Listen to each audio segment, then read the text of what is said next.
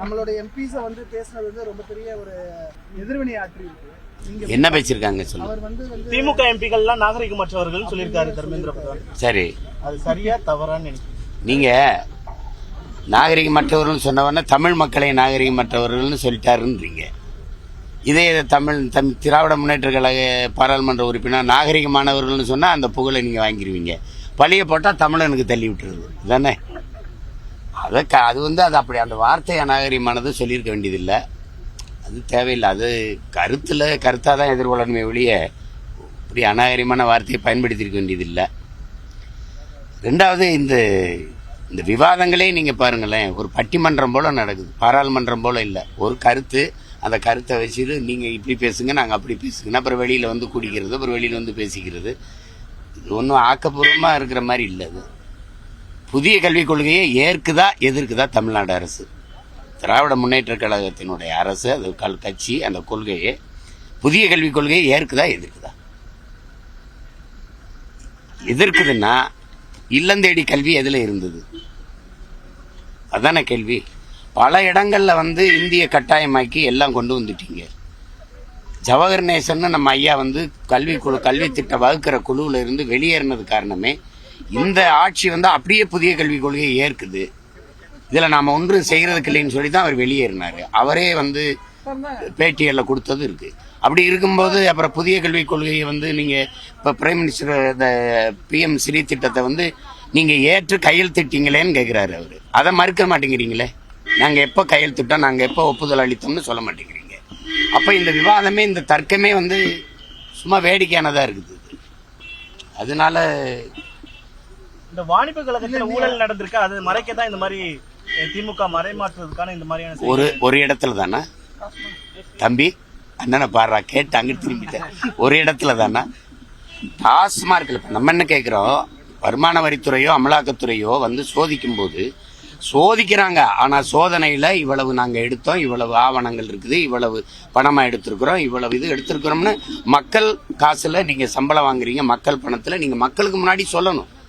அதுக்கு தான் அதிகாரம், அதுதான் மக்களுக்கான அதிகாரம். நீங்க எதையுமே சொல்ல மாட்டீங்க. வருமான வரி சோதனையா உள்ள போறது தெரியுது, வெளியில வந்தீங்களா, என்ன எடுத்தீங்க, எல்லா ஆவணங்கள் எவ்வளவு, பணமா எவ்வளவு, நகையா எவ்வளவு, எதுவும் தெரியாது.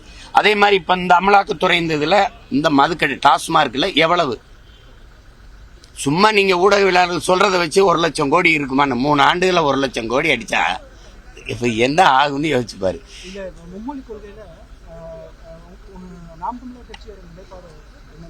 தம்பி, கொள்கை உலகத்துல எந்த ஒரு மொழி வழி தேசிய இனத்துக்கு, தமிழர்கள் நமக்கு மட்டும் இல்ல, தெலுங்கர்களுக்கோ கன்னடாவுக்கோ கொள்கை மொழிங்கிறத அவரவர் தாய்மொழியா தான் இருக்கணும். அதுதான் பயிற்று மொழி, அதுதான் எல்லா மொழியுமா இருக்கணும்.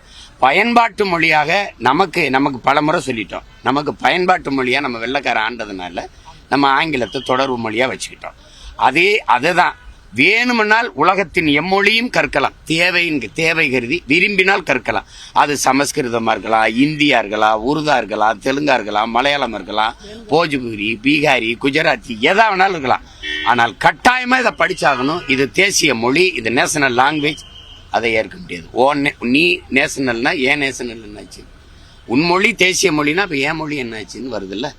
அது சரியில்லை. பல மொழிவழி தேசிய இனங்களின் கூடாரம், பல தேசிய இனங்கள் கூடி வாழுகிற கூட்டு அமைப்பு தான் இந்தியா. அதை நினைவில் வச்சுக்கணும். மாநிலங்கள் அவைதானே ஒழிய ஆல் இந்தியோ ரேடியா தானே ஒழிய, ஆல் இந்தியா ரேடியா தானே ஒழிய இந்திய ரேடியோலாம் கிடையாது. அப்போ நீங்கள் புரிஞ்சுக்கணும், பல மொழிவழி தேசிய இனங்கள் இந்தியாங்கிற நாடு உருவாகிறதுக்கு முன்பே நாங்கள் கூடி நிலைத்து வாழ்கிறோம். நம்ம ஒரு நாட்டு, இந்தியாங்கிற நாட்டுக்குள்ளே கூடி இன்னைக்கு வாழ்கிறோம். நீ இந்திய நாட்டின் குடிமகன், நான் இந்திய நாட்டின் குடிமகன், அவரும் இந்திய நாட்டின் குடிமகன். ஆனால் உன்னுடைய நேஷனாலிட்டி தெலுங்கு, என்னுடைய நேஷனாலிட்டி தமிழ், அவருடைய நேஷனாலிட்டி மராட்டி, அவருடையது குஜராத்தி, அவருடைய போஜ்பூரி, அவரது பீகாரி, அவர் பஞ்சாபி. ஆனால் நாங்கள் citizen of India, nationality Tamil. இதில் எந்த குழப்பமும் இல்லை ஆள்றவங்களுக்கு தவிர. அவங்களுக்கு ஒரு குழப்பம் இருக்குது, தடிமாறி இருக்கிறாங்க. இந்தி யார் படிக்கலைன்னு நான் திரும்ப கேட்குறேன். எங்க ஆளுங்க ஐஏஎஸ் ஐபிஎஸ் ஆகி வட இந்தியாவுக்கு பணி செய்ய வரும்போது போய் கத்துக்கிறாங்க. எங்க பிள்ளைங்க ராணுவத்தில் இருக்கிறாங்க. சீக்கிய ரெஜிமெண்ட் மாதிரி இன்னைக்கு தமிழர் ரெஜிமெண்ட் சொல்ற அளவுக்கு அதிகமாக எங்க பிள்ளைகள் ராணுவத்தில் இருக்காங்க. இந்தி படிச்சுட்டு போய் சேர்றாங்களா, சேர்ந்து படிச்சுக்கிறாங்க. எங்க மக்கள் ஈழத்துல இருந்து ஏதிரிகளா நாங்க பிரான்ஸுக்கு போனோம். பிரெஞ்சு கத்துக்கிட்டு போனோமா, போய் கத்துக்கிட்டோமா, தேவை கத்துக்கிறோம். உணவு, மொழி, உடை இதெல்லாம் அந்த தேவை, நிலமும் காலமும் தேவையும் தீர்மானிக்கும். போட்டு குழப்பிக்க கூடாது. நன்றி.